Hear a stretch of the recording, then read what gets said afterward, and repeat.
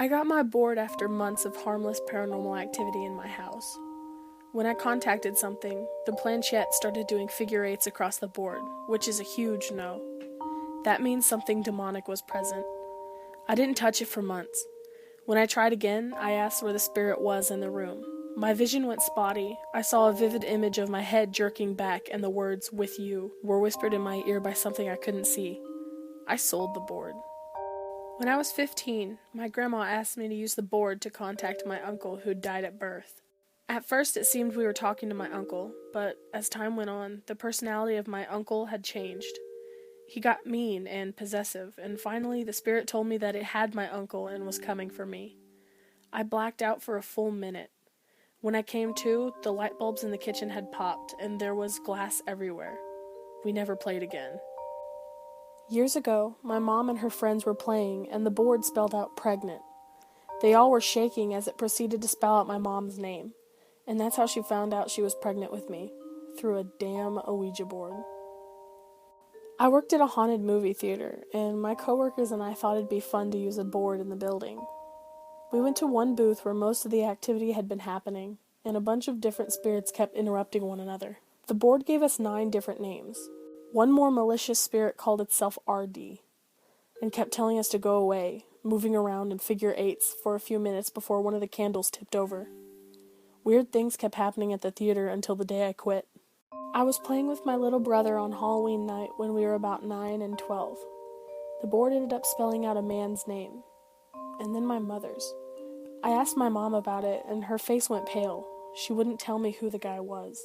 When my friends and I played, my question for the spirits was a bit more scary than everyone else's. I asked if God existed, but instead of God, I used God's name, Jehovah. Once I asked the question, the planchette flew out the open window. I swear, I never touched one again. Later, when I was reading the Bible, it says that the demons shake in fear when you mention God's name because they know of his power. My husband and I were in the Navy together in 2011. There were security cameras in every corner of our building, with one computer holding all the footage. One night, we sat down right in view of a camera to play with the board. After 30 minutes, and getting a few questions answered, we went to see if there was any activity happening around us on the cameras. The footage showed us sitting down with the board, and then the 30 minutes of use were completely gone. The next image was us removing our hands from the planchette and getting up to leave. No other camera in the building had lost any footage for that time period. In high school, my best friend and I bought an Ouija board and got into her car to go to a park to play with it. After a few minutes, the feeling of absolute dread came over me. It felt like someone I loved had just died. I felt nauseous and had a heavy heart. It was so sudden that it startled me, because I'd just been so pumped. I suddenly couldn't stop bawling. So I turned to my friend, and she was crying too. Without even speaking, we were experiencing the exact same thing. We turned the car around, and as soon as we did, the feeling stopped. It took us years to finally touch the board again, and that was only to throw it out. My great-uncle had passed away, and I didn't make it to the funeral because of a school commitment. I never mentioned his death to my friends because he was 98, and we were never that close. About a week later, my friends and I started talking to the board, and one friend asked if it knew anyone in the room. It spelled my name. They asked how old it was, and it said 98. Then they asked its name, and it spelled out Oliver, his name. I started to cry. The board then spelled out, "Missed you," and then went straight to goodbye.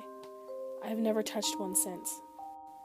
My dad bought an old house when I was in high school, so, of course, I had to try an Ouija board. My friend and I played in a room upstairs, and the rotary phone started to click, like the receiver was being tampered with. Weeks later, I was home alone watching TV downstairs when I heard the phone clicking upstairs again. We had another phone in the living room with a red light that would come on if the line was being used. And every time it clicked upstairs, the light came on beside me. Later that night, as I tried to sleep, I felt hands on my shoulders start to rock me back and forth. I assumed I was dreaming, but then I heard humming. It was terrifying. We moved out of that house, but I still have nightmares. When I was a kid, I played with an Ouija board with my friends. Everyone except me believed in spirits, so I kept asking the board to do more physical things, like tap my shoulder. The piece never moved, but suddenly my back started to sting. There were 3 handprints on my back, and they were red and puffy like I'd been slapped. I refused to touch the board again. When I was 13, my friends and I decided to play with a board. Of course, as a boy-crazy teen, I asked who I was going to marry, and it told me WTC3. I didn't think anything about it until years later, when I met the man who is now my husband. His initials are WTC, and he's the 3rd. No one ever believes me when I tell them, but it's true. My friends and I were playing with the board one night while we were all together. We asked it questions that only the person asking the questions knew. The board would answer it correctly. One question that someone asked was, "What was the name of the boat I went on a cruise on when I was 6?" It answered. We played with this thing forever. We had cold spot experiences and would place a candle where the cold spot was, and the candle would burn sideways, not straight up and down. One night, we all asked it how long we had left to live, and this is where it gets scary. Everybody asked, and they had 50 to 60 plus years left. I go to ask, and it says 10. I ask 10 years, and it says days. I was freaked out at this point. It said I was going to be killed in a car accident by a girl named Emma. We would ask it 3 days later, and it would say I had 7 days left.